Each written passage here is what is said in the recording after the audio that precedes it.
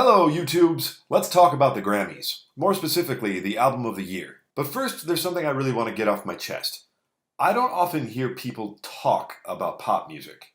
I hear people complain about music, or say that so-and-so sucks, but what I don't hear enough of is honest discussion about pop music for its own merits, regardless of personal taste and bias. Music, and really all art, whether it's film, dance, visual art, should be judged on the conventions of that specific style and medium. That being said, I'm going to be judging on performance, production, songwriting, and judging albums as cohesive works of art.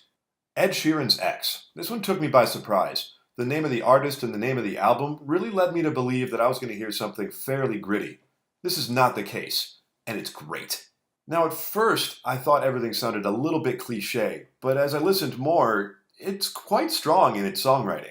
Overall, the production lends itself really well to the style of music, but there are a few songs that were obviously designed for the radio. Despite those songs being good in their own right, their aesthetic pulls away so far from the album that it's really just kind of a distraction.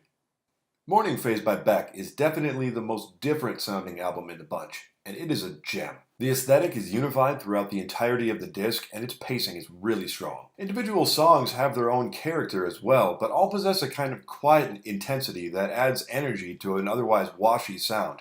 My credits to the production team. The biggest boon to Morning Phase is a collection of string interludes that continue and develop throughout the entirety of the album. This is a really strong contender.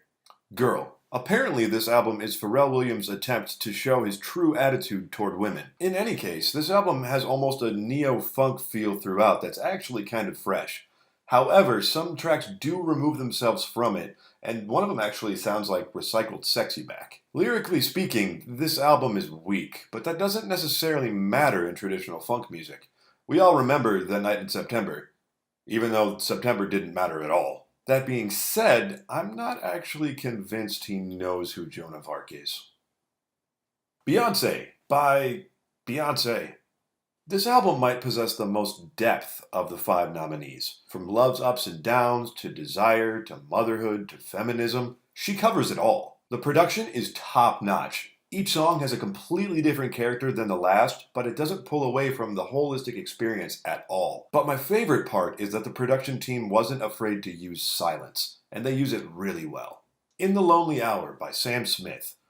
I really wanted this album to blow me away, but it didn't. Despite some decent songwriting, the arrangements and production are just bland. Furthermore, it contains some radio-ready songs that detract from the album's flow, and the bottom line here is he's not a good singer. Sure, he has a nice voice, but his diction is poor, and he makes some performance choices that are just really odd.